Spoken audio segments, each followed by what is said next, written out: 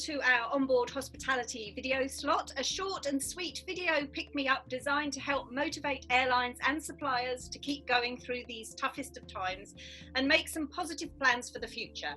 We've set up some Zoom calls with key movers and shakers in our sector, asking them one big question on the future of in-flight service relevant to their area of expertise. And today with me is Federico Heitz, CEO of airline supplier Kaelis.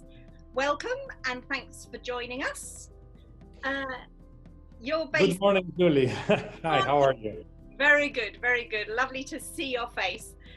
You're based in Spain, I know, so just tell us a little bit about how life is there at the moment and how you and your team are coping and adapting to the lockdown and a new way of functioning and operating.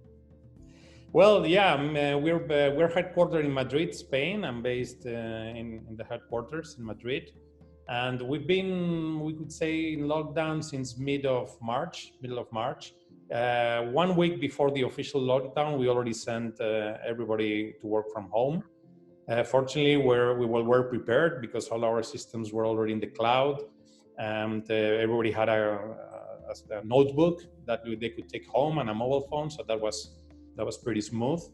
So been basically all working from home for the last 3 months almost. And 2 weeks ago, we reopened the office. And some people are going there because some people are facing challenges, working from home with the kids or, with other people there. So they prefer to go to the office, but just a few people and always, with the safety measures of keeping the distance, wearing face masks, clean the hands and all the protocols. But yeah, we already have some people already going to the office.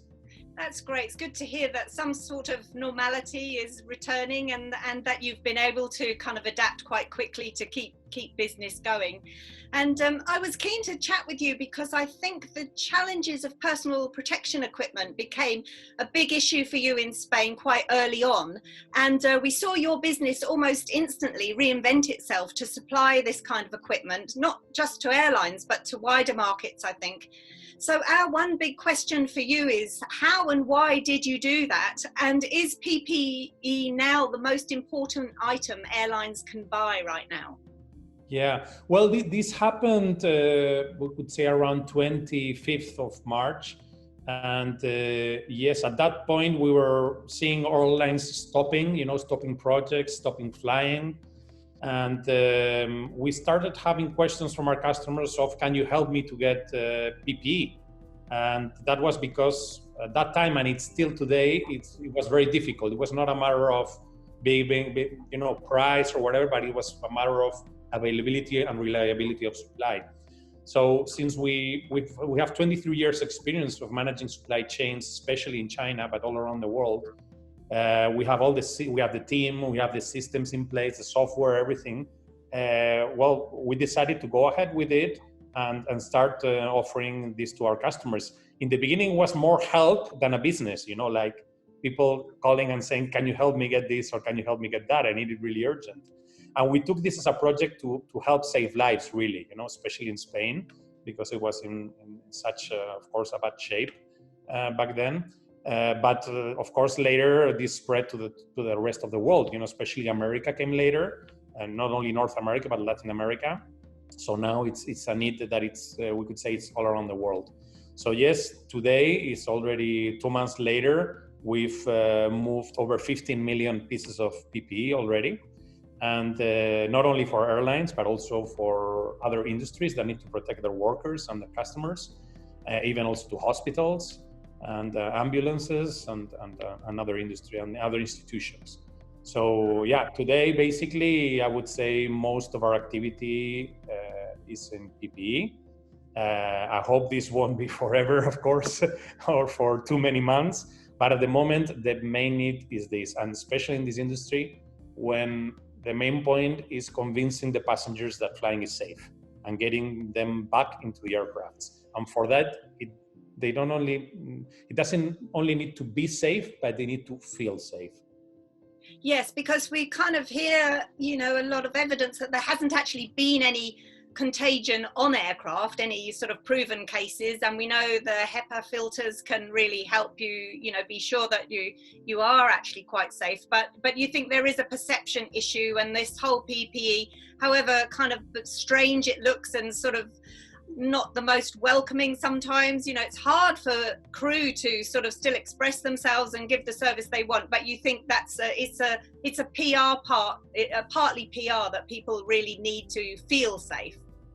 Yeah, it's not only PR. Today, it's also mandatory in many countries. I mean, in Spain, it is mandatory right now, wearing a face mask in any public place. Of course, including public transportation, not only aircraft, but buses, trains, you know, even taxis. So it's mandatory, and it will stay mandatory for some time. But right now, the airlines are saying, okay, it's mandatory to wear a face mask, and the customer should bring it. And it's fine. I mean, people must go to the airport with a face mask, of course. But still, if you go into the aircraft and something happens to your mask, you know, the airline must be able to provide a replacement, you know. So I think masks will need definitely to provide it to the customers the same way they're providing a seatbelt, or the same way they are providing a glass of water. You know? So it's not a matter of if, a matter of when only, I would say. It's become an essential part of the provision then. And can you see, you know, can you see sort of it becoming an attractive part of the provision? I know there have been some creative ideas to create nice kits. You know, we're used to amenity kits as a gifting opportunity. You know, now people don't so much want to have a sort of, you know, nice hand cream. Perhaps they do actually want to feel sanitized. Yeah, that's the reason we brought at Kaelis, we brought this idea of we call it the SP3 self-protection kit. And it was called 3 because it was wearing a mask, gloves, and the gel, and the sanitizing gel, the 3 items. Yeah. Of course, we have variations, and some customers don't want the mask, or instead of 1 for a long flight, they need 3 or 4. So we have many variations. But yes, this is a great idea, to be able to bring the customer something that includes everything that they need to get the protection. I don't think will be a replacement for the traditional amenity kits in business and first class. I think this is going to be an on top of, because personally, I still want my creams, you know, and my beautiful brands, you know. So I don't think it's one or the other. I think it's one plus the other. Yes, and I think sort of those kits have really become an important part of the differentiation of the products, haven't they? In the different cabins and with different airlines, you know, they're a part of the brand. So, you know, you'd think that they would want to hang on to those as long as possible. But as you say, to add to them for the need. Yes, I think that the hygienic kit, or the SP3 kit, is a necessity, really. You know, it's something that any passenger needs to get protected, regardless of which class they're flying in, of course, right?